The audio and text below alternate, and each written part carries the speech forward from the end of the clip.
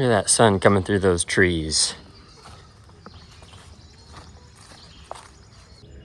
I have an audience today.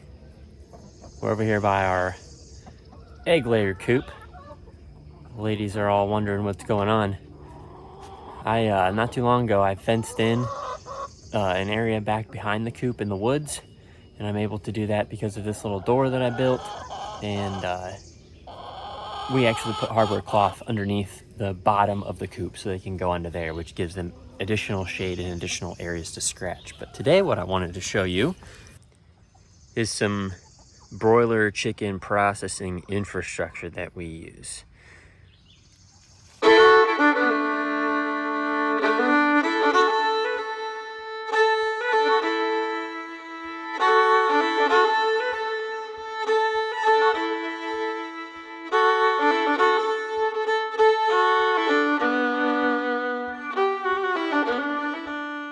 So there are a ton of videos out there on YouTube to explain the process of butchering, eviscerating, all of that stuff for broilers in your own backyard, because there are a lot more people doing it today than there were 25, 30 years ago, let's say. And there's a lot more commercially available equipment for homeowners on a homeowner scale, like a scalder or a chicken plucker, different things like that. So we do basically the same thing. I learned everything that I know about how to process chickens from the Joel Salatins of the world, the Jason Contreras of the world. Those are all great resources you can find online. But I wanted to take their processes and make them as child-friendly as possible so that my young children could participate in the process without having to be necessarily like hands-on in the actual killing and eviscerating of the chickens. But there are steps in between where you use the scalder to warm up and dampen the feathers of the birds, which makes it easier when you put them in the rotary plucker or picker, makes it easier for the feathers to come off. So in those two sections of what we do, I tried to simplify the process to help get kids involved. And I'm going to show you one of those pieces of equipment today, and then I'll show you the way that we set up our how do I want to say this? It's a kill cone, our killing station for the chickens. So this is our kill cone setup. It's just a simple stand. I actually used old pallet lumber to build this, so it was free other than purchasing these guys, which are stainless steel. They're kill cones. They taper at the bottom, so you put the chicken in upside down. The head comes through the bottom, and that's where, the old school way of cutting the head off of a chicken is kind of a brutal way to do it. It gets the job done. It will work, but you've heard of a chicken running around with its head cut off, and there's a reason why that's what they say. So in this method, we don't cut the spinal column that attaches the head or the windpipe. The chicken's head comes down through the bottom, and then you just cut the jugular veins on either side, and the chicken really doesn't feel a whole lot. They just kind of slowly go to sleep as they die from blood loss. That helps to keep them a little bit more calm. They don't flap near as much, so you're not going to get a chicken that does this that kind of walks around. The occasional flapping from the nervous system actually happens inside the cone, so it's contained. That way they're not flopping around and bruising themselves on different things. But it actually seems like a much more humane way to do it. I've done it both ways. I prefer this way. I would rather not use a hatchet and cut the chicken's head clean off. This is a much better way to do it. And when you don't cut their windpipe, the chicken doesn't panic, which means it doesn't release adrenaline. And actually, adrenaline is one of the things that can give meat a tougher texture and an off flavor. So if you can eliminate that adrenaline rush by doing it in a more humane way that the chicken doesn't really understand what's going on, or there's not a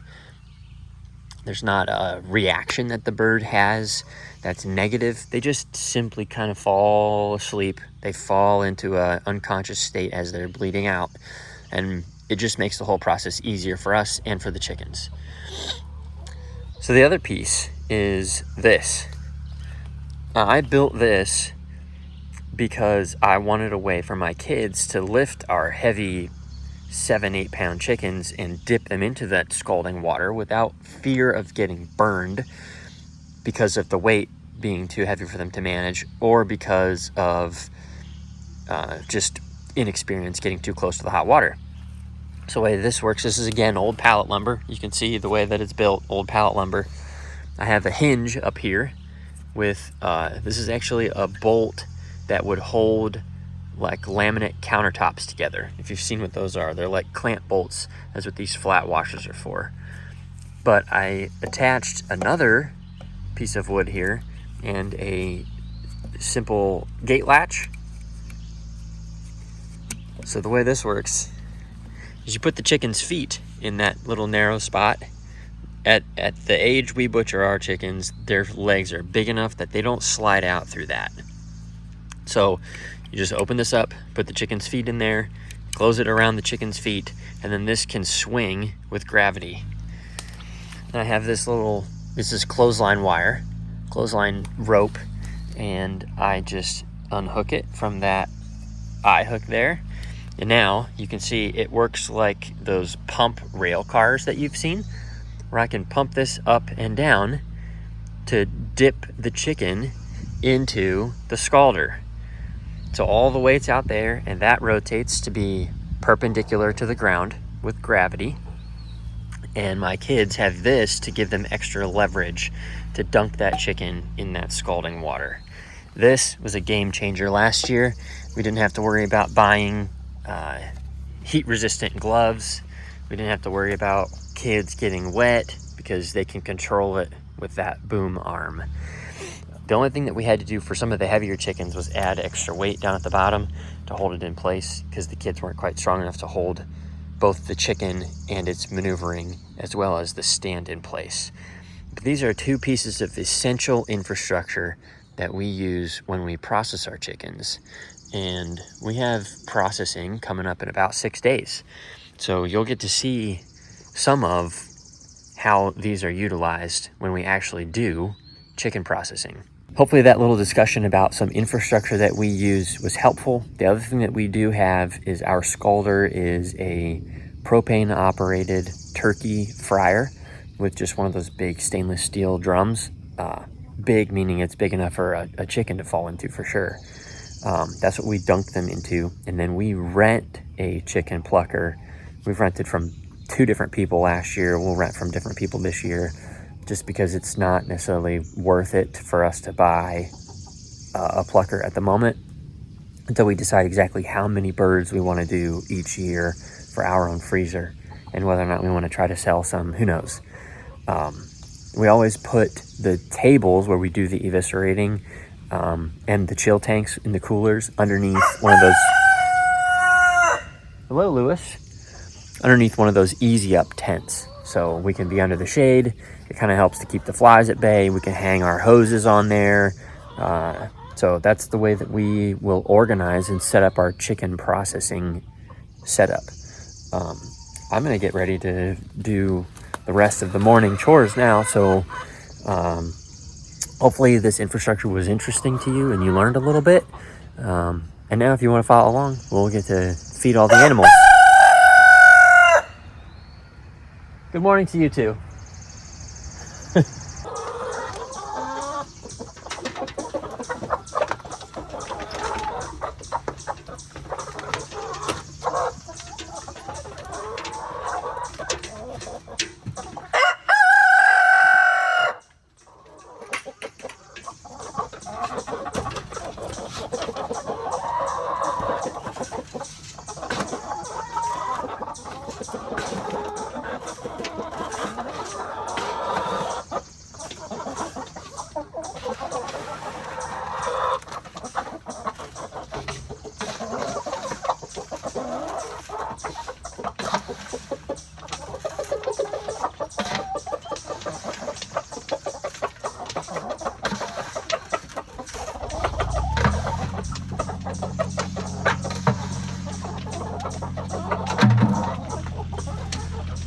So usually I only feed these guys, these gals mostly, every other day, because the feeders hold enough, and if you look on the ground, there's plenty of leftover feed on the ground that I want them to eat and clean up, and they will if I give them time.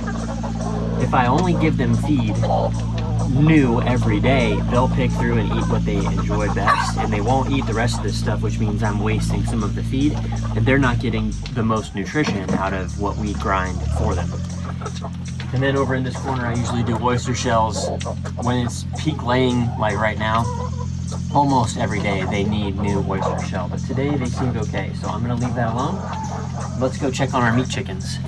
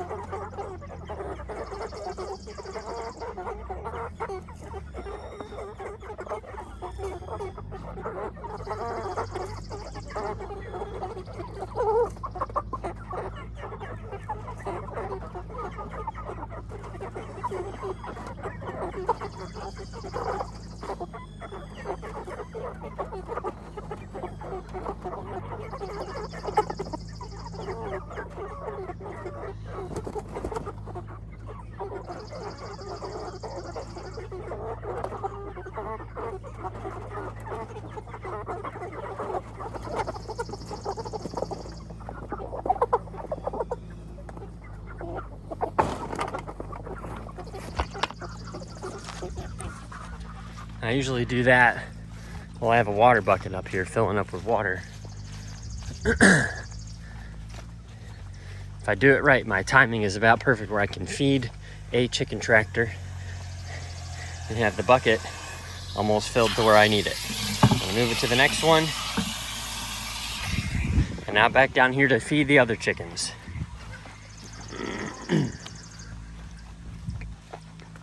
Man, that sun is beautiful coming through there. Look at that.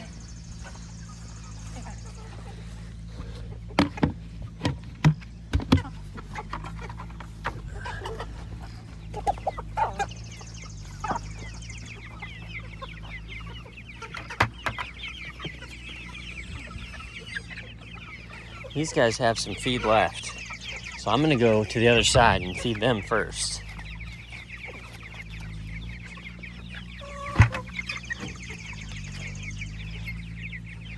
The way I built these chicken tractors is because I don't want to have to walk in here to get these chickens their feed. I want to be able to do it all from outside. The Suscovich style chicken tractors, you have to walk in there. You really don't have a choice. And the Joel Salatin ones I like, but I just think they're impractical at small scale.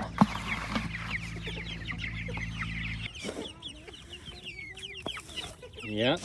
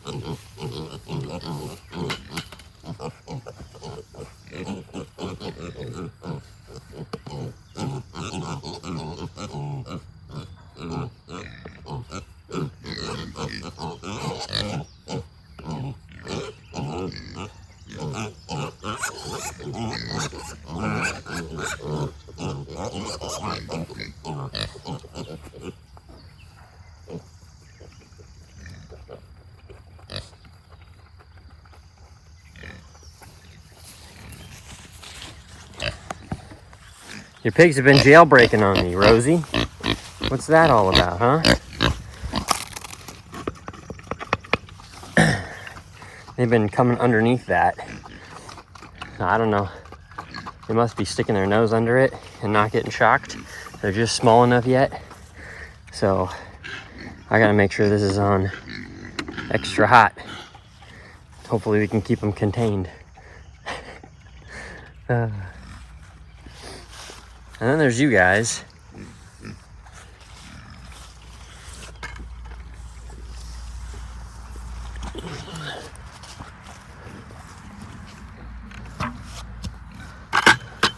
I'm gonna let that continue to ferment.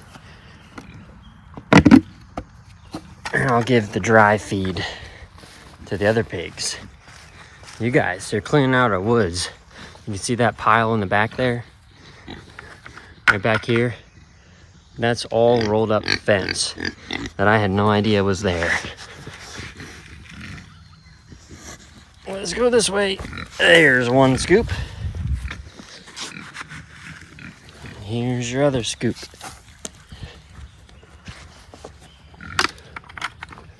These guys will be ready in about 6 months. And so will you. Ready for your other job.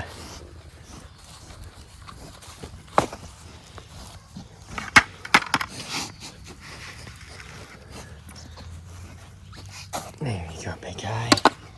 He's a big pig, and what I like about him is that he's long. He's not compact, he's long.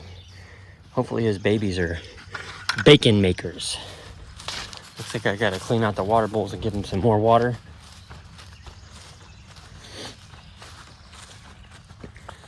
While they all enjoy their breakfast. The 3 little piggies. All right, we'll put this lid back on here, at least for now. If I have water left over, I'll add more water because it's supposed to be submerged. We'll see how that works. I know Boris needed some water.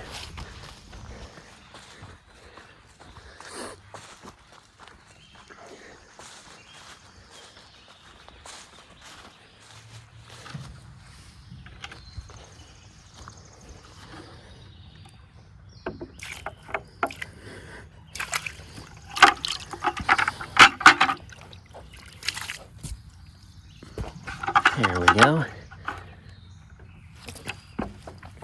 The boot trick.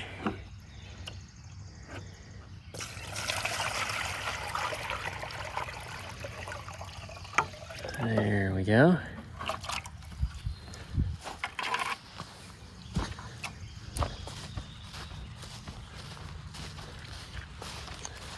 These guys have plenty of water. These guys have some, but I'll give them a little bit more. The piglets.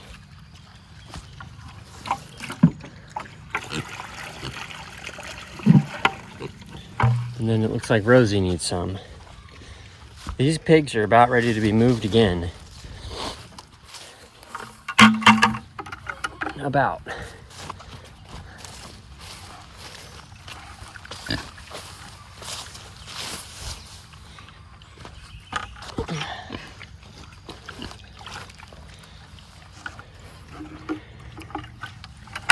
could use rinsed out and exchanged for new.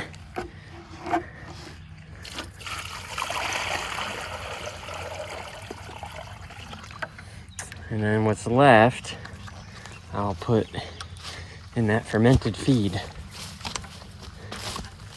to fully submerge it. And then what you do with this is you take that excess water and you dump it off into another bucket. So that way you get access to the feed.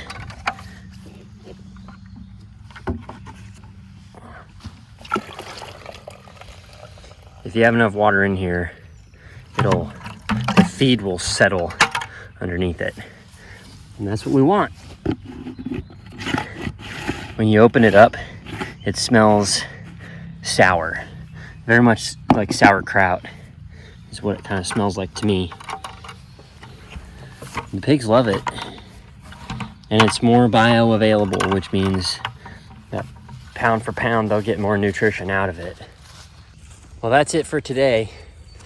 I hope you guys are enjoying what's left of the Father's Day weekend. If you had Monday off, happy belated Father's Day to all of you dads out there.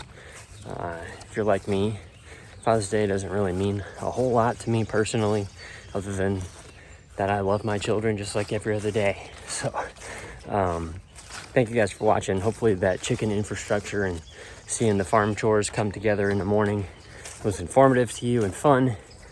And I'll continue to keep cranking out these videos so you can see what's going on here at the Fixer Upper Farm. Thanks for watching. I'll see you next time.